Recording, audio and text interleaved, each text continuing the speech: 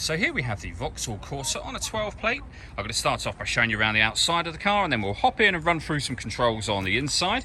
But from the outside you can see it's a 5-door car with alloy wheels. Let's start off inside the boot and then work our way around the rest of the car from there.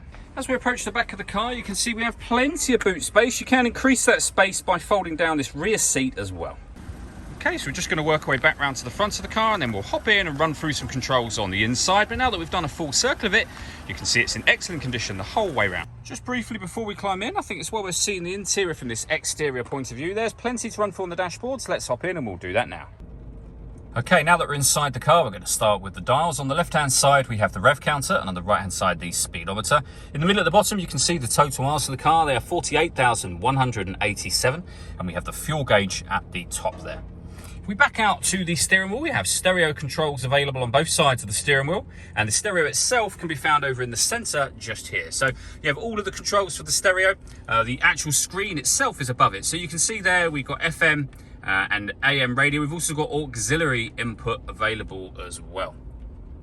We of course have the CD player. This car has also got auxiliary input, so you can listen to your music via auxiliary if you plug a device into that, and I'll show you where that is in just a moment.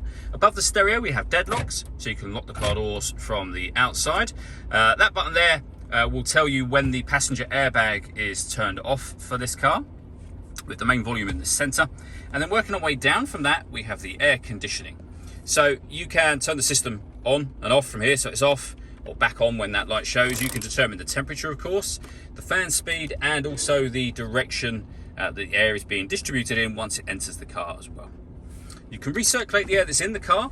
That's a great way of heating it up or cooling it down quickly depending on the temperature you set just here.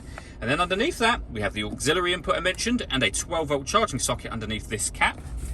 Finally, we have a 5-speed manual gearbox.